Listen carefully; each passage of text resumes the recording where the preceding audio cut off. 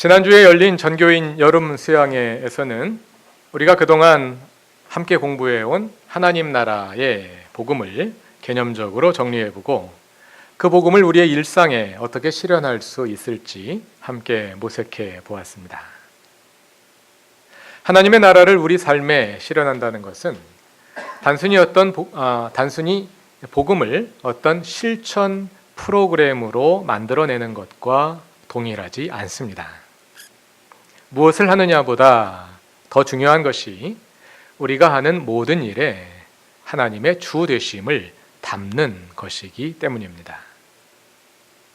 수양의 둘째 날 저녁에 했던 그룹 토론은 우리의 일상의 다양한 영역에 그 하나님의 주 되심을 어떻게 담을 수 있을지를 함께 모색한 것입니다. 토론의 목적 가운데 하나는 합의를 도출하는 것이지만 그것이 전부는 아닙니다. 그보다 더 중요한 것은 토론의 과정이 경쟁이 아니라 계시의 과정이 되게 하는 것입니다.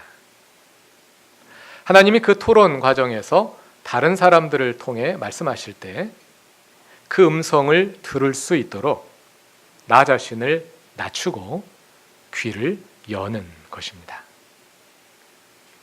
그래서 성공한 토론은 자신의 주장을 관철시킨 토론이 아니라 다른 사람의 말을 듣고 흔쾌히 내 생각을 바꾼 토론입니다.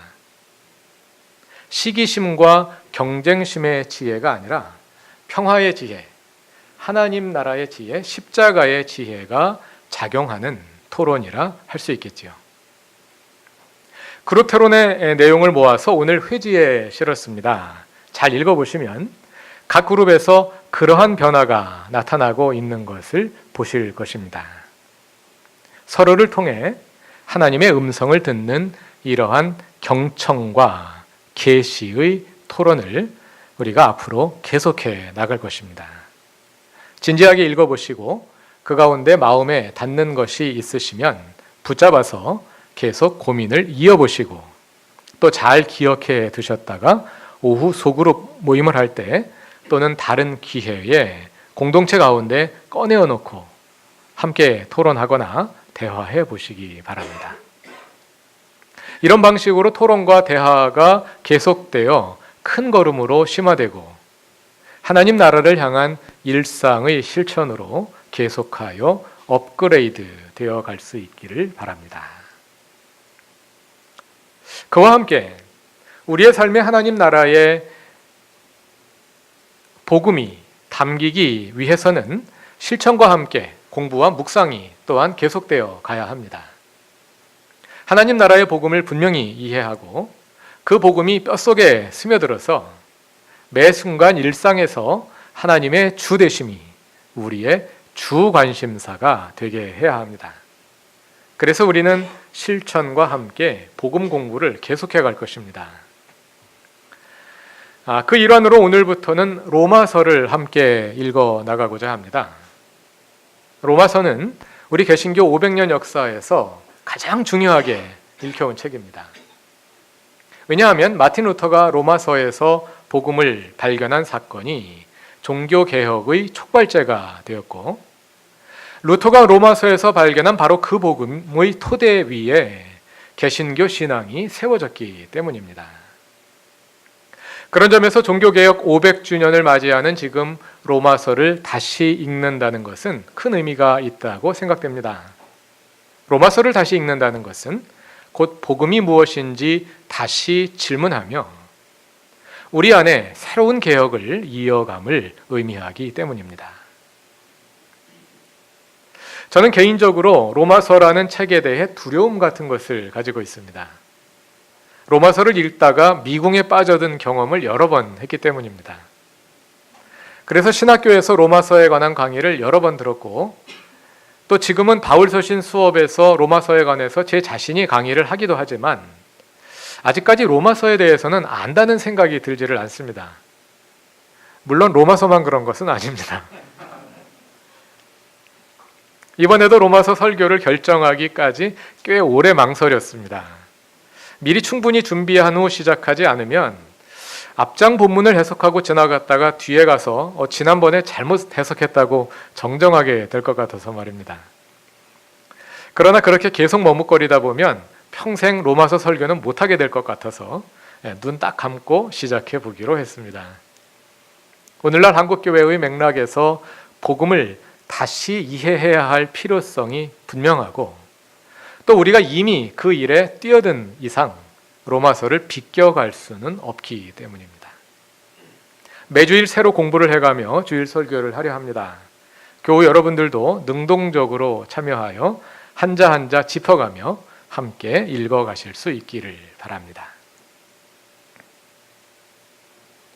오늘 함께 읽으신 로마서 1장 1절부터 7절은 편지의 서두에 해당하는 내용입니다. 그 당시 편지들은 대개 비슷한 형식으로 작성되었습니다. 바울 서신을 비롯하여 신약 성경에 담겨 있는 편지들도 그 당시 일반적으로 서신에 사용되던 형식을 약간만 변형하여 사용하고 있습니다. 그래서 신약 성경의 서신들을 보면 대개 비슷한 형식으로 시작하고 끝나는 것을 볼 수 있습니다. 모든 서신의 서두는 세 가지 요소로 시작됩니다. 발신자, 수신자, 인사입니다. 모든 서신이 다 똑같은 형식으로 시작됩니다. 발신자에는 헬라어의 주격이 사용되고요. 수신자에는 헬라어의 역격이 사용됩니다. 우리말로 바꾸자면 갑돌이가 길순이에게 안녕하세요 이렇게 시작하는 겁니다. 이 서두 형식을 로마서에 적용해 봅시다. 로마서의 발신자는 누구일까요? 바울이지요. 1절을 보면 바울은 예수 그리스도의 종인 나 바울은 이렇게 주어 형태로 나오죠. 주격 명사가 거기에 사용되었습니다. 수신자는 누구일까요? 수신자는 저 뒤에 7절에 나옵니다. 로마에 있는 모든 신도에게 이런 형태의 역격 명사가 여기에 사용됩니다. 그리고 7절 후반부에는 인사말이 나옵니다. 하나님 우리 아버지와 주 예수 그리스도께서 내려주시는 은혜와 평화가 여러분에게 있기를 빕니다. 이렇게 로마서의 서두 형식은 1절부터 7절까지 길게 이어집니다. 이렇게 긴 이유는 발신자인 바울에 대한 소개가 꽤 길게 담겨 있기 때문입니다. 1절부터 6절까지 6절 전체가 다 바울을 소개하는 내용입니다.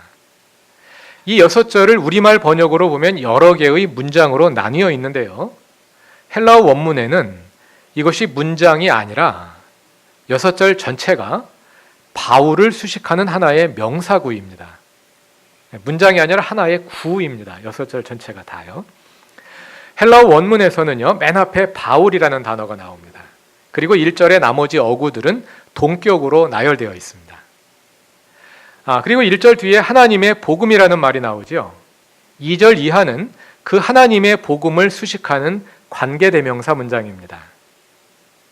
또 3절 후반부 이하는요, 3절 전반부에 나오는 아들을 수식하는 두 개의 분사 구문입니다. 그리고 5절은 4절의 예수 그리스도를 수식하는 관계대명사 문장이고요. 6절은 5절의 모든 민족을 수식하는 관계대명사 문장입니다. 이렇게 해서 그 전체가 바울은 하느님 명사를 수식하는 명사구를 이루고 있는 것이죠. 꽤 복잡하죠. 영어 성경을 보면 헬라어의 구조가 비슷하게 담겨 있는 것을 볼 수 있습니다. 반면에 우리말은 구조가 전혀 다르기 때문에 이 원문의 구문을 살려서 번역할 방법이 없습니다. 그래서 형식을 포기하고 내용 전달에 충실하기 위해서 여러 개의 문장으로 풀어서 옮긴 것입니다. 자, 어쨌든 중요한 것은 6절 전체가 다 로마서의 발신자인 바울을 수식하는 내용이라는 것인데요. 바울은 자신에 대해서 왜 이렇게 길게 서술하고 있을까요? 그것은 바울이 로마 교회에 자신을 상세히 소개하고자 했기 때문입니다. 대부분의 바울 서신들은 바울이 자신이 세운 교회들에 보낸 편지들입니다. 갈라디아 교회에 보낸 편지잖아요. 갈라디아 교회는 바울이 세운 교회입니다. 고린도 교회, 골로새 교회, 다 마찬가지입니다. 데살로니가 교회, 다 바울이 세운 교회인데요.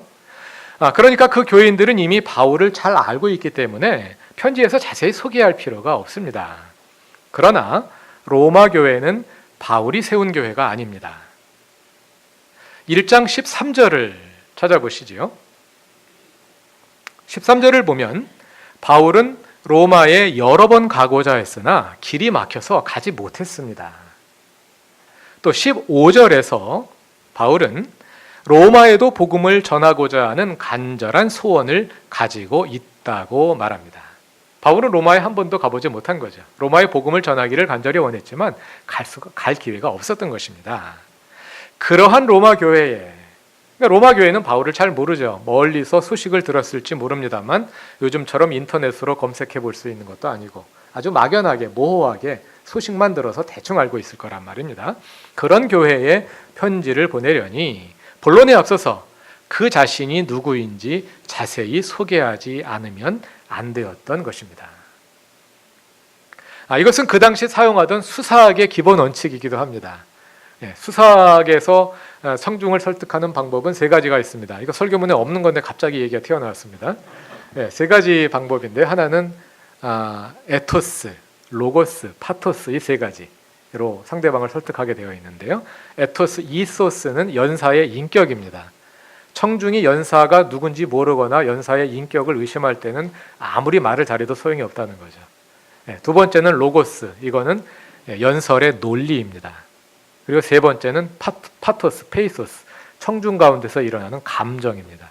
이 세 가지가 완벽하게 합쳐질 때 가장 훌륭한 연설이 이루어진다는 것인데요. 그 가운데 가장 먼저 해결해야 할 것이 이소스, 연사의 인격입니다. 청중에게 연사에 대해서 확신을 주지 않으면 아무리 좋은 내용을 말해도 소용이 없다는 거죠.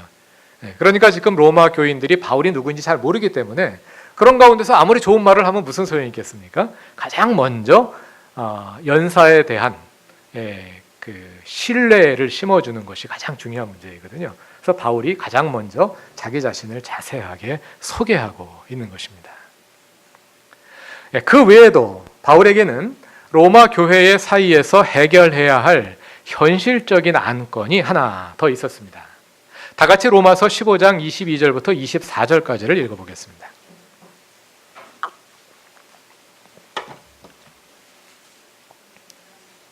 로마서 15장 22절, 23절, 24절입니다.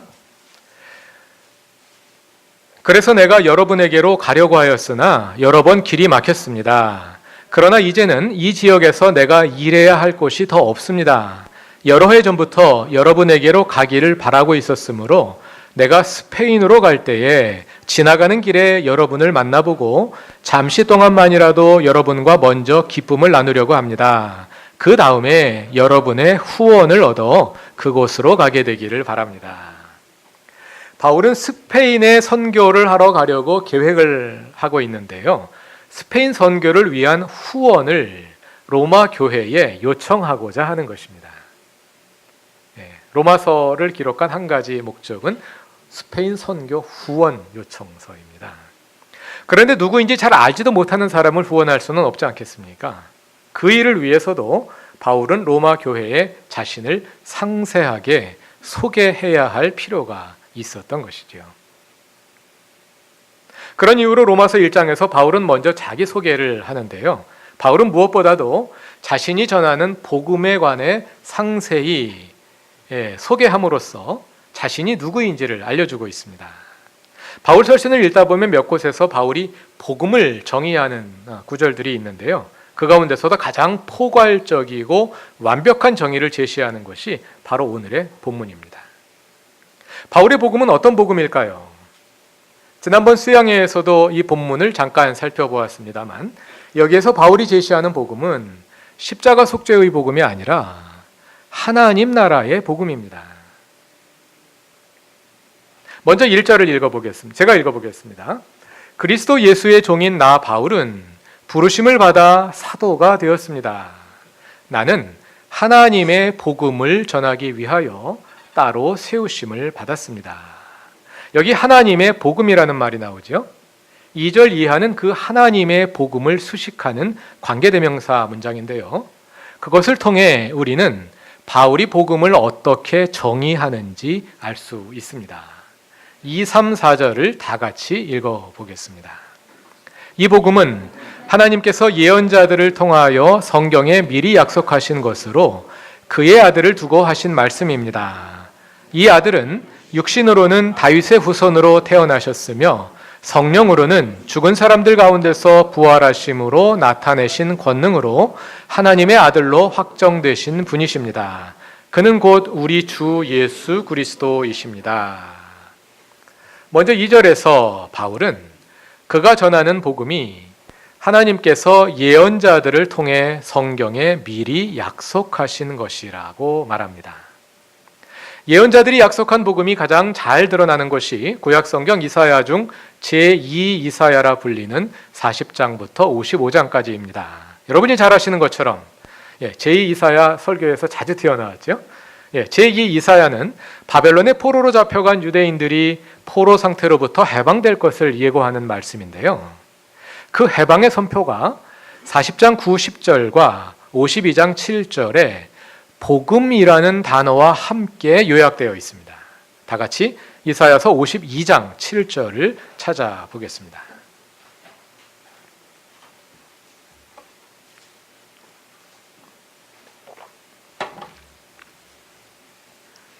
이사야서 52장 7절입니다.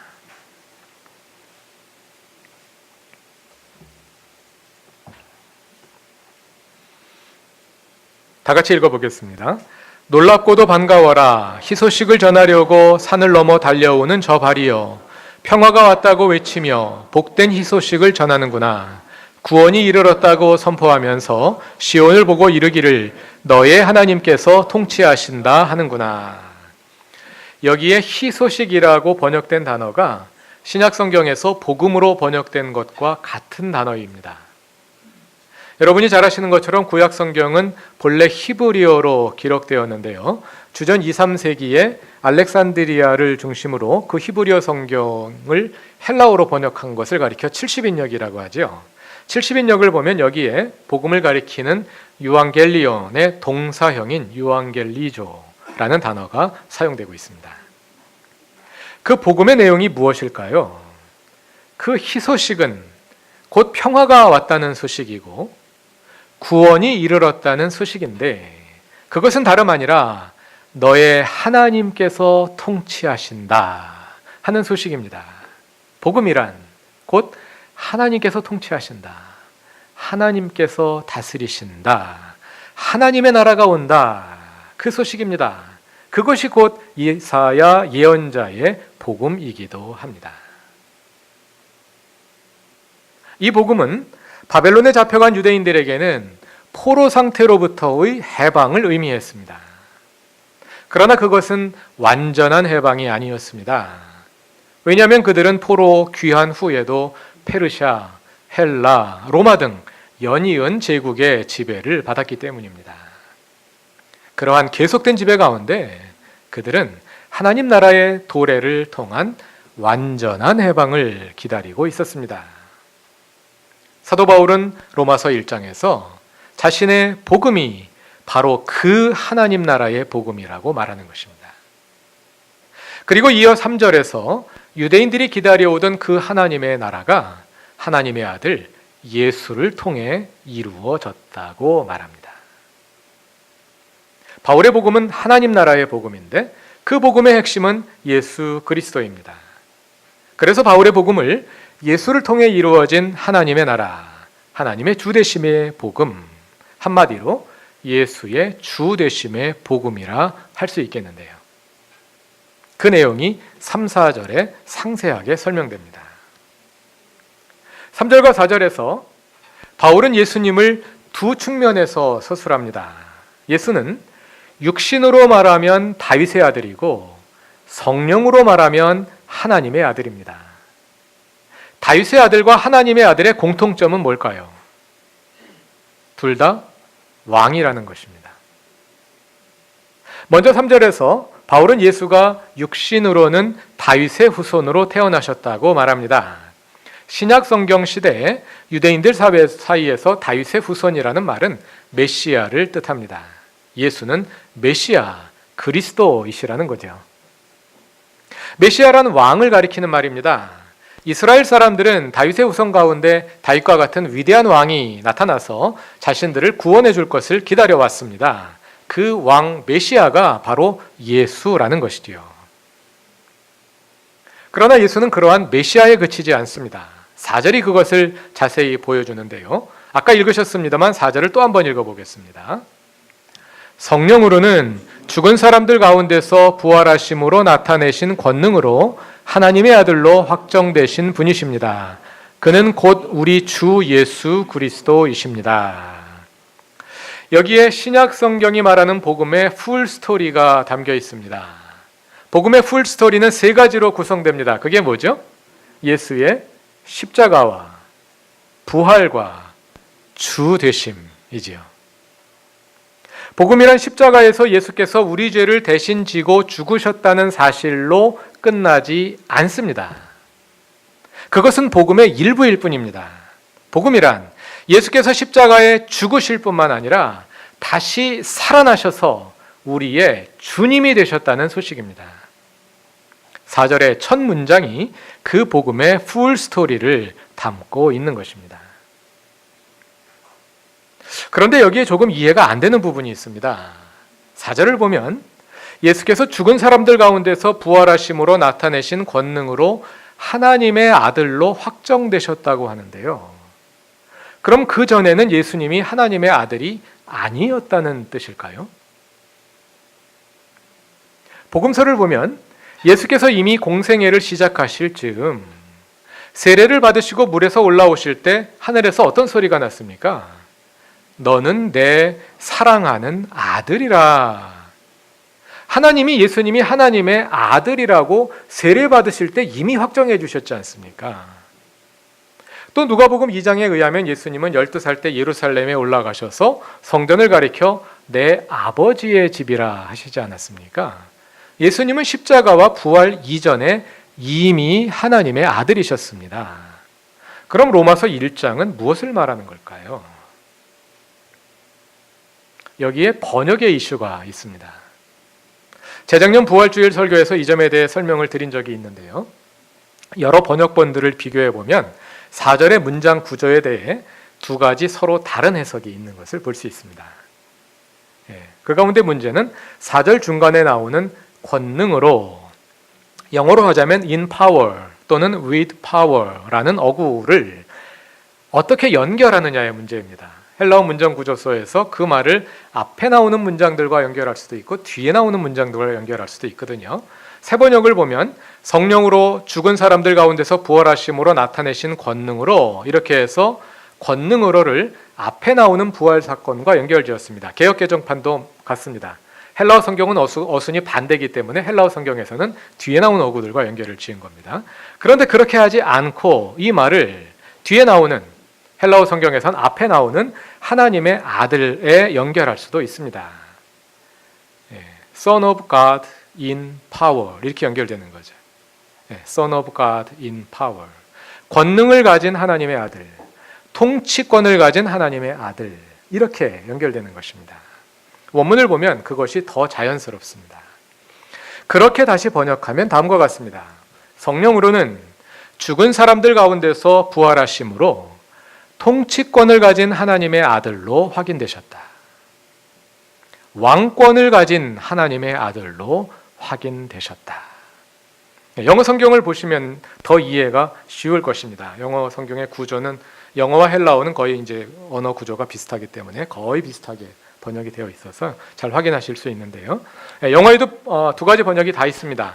이런 해석을 따르는 번역들이 권위 있는 번역본들입니다. 전통적인 킹 제임스 버전이라든지, 그것을 미국에서 번역한 아메리칸 스탠다드 버전이라든지, 그걸 또다시 번역한 개역한 리바이즈드 스탠다드 버전 RSV, 그리고 NASB, NRSV, ESV, 또 여러분들이 가지고 있는 대부분의 영어 성경은 NIV인데요.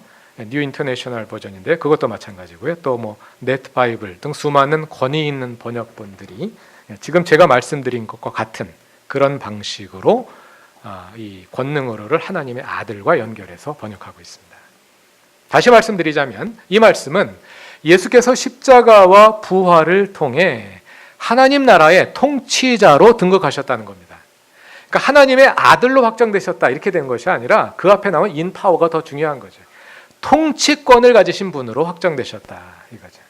예수님은 그 전에도 하나님의 아들이셨습니다. 그러나 아직 왕은 아니셨습니다. 왕의 아들이셨을 뿐이죠.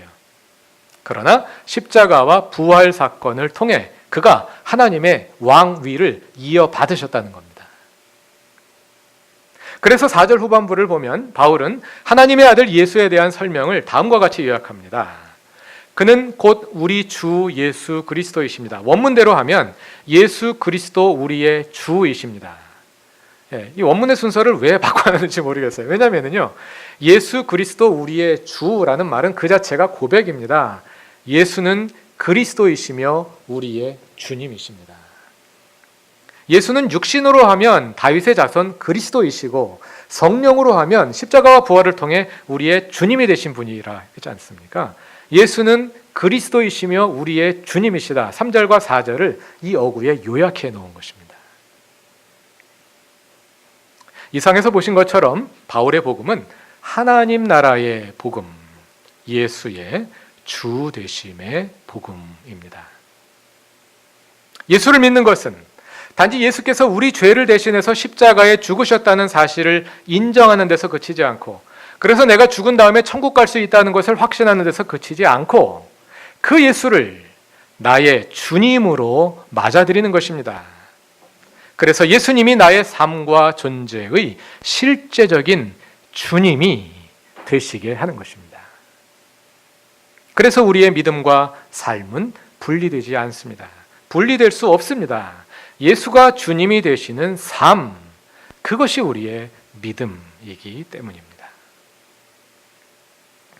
그것을 잘 보여주는 것이 5절에 나오는 믿음의 순종이라는 어구입니다. 5절을 다 같이 읽어보겠습니다. 우리는 그를 통하여 은혜를 입어 사도의 직분을 받았습니다. 그것은 우리가 그 이름을 전하여 모든 민족이 믿고 순종하게 하려는 것입니다. 모든 민족이 믿고 순종하게 하려 한다. 이것을 원문대로 직역하면 모든 민족이 믿음의 순종에 이르게 하려 한다. 이렇게 되어 있습니다. 믿음의 순종, 이런 어구가 사용되는데요. 믿음의 순종이 뭘까요? 여기에서 믿음과 순종은 동의어로 쓰였다고 할 수 있습니다. 믿음이 곧 순종이라는 것이죠. 믿음이 무엇입니까? 믿음이란 예수님이 우리의 주님이 되시게 하는 겁니다. 예수님이 우리의 주님이 되셨습니다. 그럼 우리는 무엇을 하겠습니까? 예수께 순종하는 것이죠. 그것이 믿음입니다. 믿음이란 곧 순종의 삶, 예수께서 주님이 되시는 삶입니다. 그러므로 믿음과 삶의 분리는 있을 수가 없는 것입니다. 재미있는 것은 이러한 복음의 핵심이 로마서의 첫 절, 첫 어구에 이미 분명히 나타난다는 점입니다. 다 같이 1절을 보시죠. 바울은 로마서에서 가장 먼저 자신을 뭐라고 소개하나요? 그리스도 예수의 종이라고 소개하죠. 그리스도 예수의 종인 나 바울은 자신을 가장 먼저 그리스도 예수의 종으로 소개하는데요. 내가 그리스도 예수의 종이면 그리스도 예수는 나의 무엇이겠습니까? 나의 주님이 되시겠지요. 이렇게 로마서의 서두에 나오는 바울의 자기소개는 하나님 나라의 복음, 예수의 주 되심의 복음으로 일관되어 있습니다. 나는 주 예수의 종이라는 고백, 주 예수님이 나의 주님이라는 그 고백이 믿음은 순종이라는 선언과 함께 예수의 주 되심의 복음을 둘러싸고 있는 그러한 수미상관 구조라고 할 수도 있겠습니다. 바울이 로마서를 이렇게 예수의 주 되심의 복음, 하나님 나라의 복음으로 시작하는 이유가 무엇이겠습니까? 그것은 1차적으로 바울의 자기소개이면서 동시에 앞으로 전개될 로마서의 내용 전체에 대한 요약이기도 합니다. 이제 로마서에 담겨 있는 하나님 나라의 복음, 예수의 주 되심의 복음 속으로 한 걸음씩 더 가까이 들어가 보고자 합니다. 그래서 마틴 루터가 로마서에서 발견한 복음이 종교개혁의 도화선이 되었던 것처럼 이제 우리가 스스로 로마서를 읽으며 복음을 새로이 발견할 때 그 복음이 우리의 믿음과 삶에, 개인과 교회와 가정과 일터에 새로운 신앙 개혁을 일으킬 수 있게 되기를 바랍니다. 로마서에서 바울은 자신을 무엇보다도 그리스도 예수의 종으로 소개합니다. 그리스도 예수의 종이란 다름 아니라 예수의 주 되심의 복음, 하나님 나라의 복음을 살아내며 그 복음을 선포하는 사람을 가리키는 말입니다. 우리도 우리의 삶으로 나는 주 예수 그리스도의 종이다 하고 고백할 수 있게 되기를 바랍니다. 그러한 고백을 가지고 세상으로 나아가 예수의 주 되심을 살며 그 삶의 고백을 가지고 다시 교회에 나와 하나님을 예배할 수 있기를 바랍니다. 그리스도 예수께서 주님이 되시는 우리의 삶을 통해 이미 시작된 하나님의 나라가 완성을 향하여 더 가까이 나아갈 것입니다. 다 같이 기도드리겠습니다. 아들 예수 그리스도의 십자가와 부활을 통해 죄와 죽음의 세력을 멸하시고 그 지배로부터 우리를 구원하신 하나님, 그 하나님 나라 예수의 주 되심을 우리의 삶에 이루기 원합니다. 바울이 고백하듯 우리도 주와 함께 십자가에 못 박히며 또 주와 함께 다시 살아 영원한 생명을 누리기 원합니다. 오늘부터 로마서를 함께 읽어나가며 복음을 배우고 그 복음을 통해 역사하시는 주님을 경험하고자 하오니 우리의 눈과 귀를 여셔서 주의 진리를 보고 듣게 하시고 그 배움과 깨달음이 우리의 일상에서 하나님 나라로 열매 맺게 하옵소서. 예수님의 이름으로 기도드립니다. 아멘.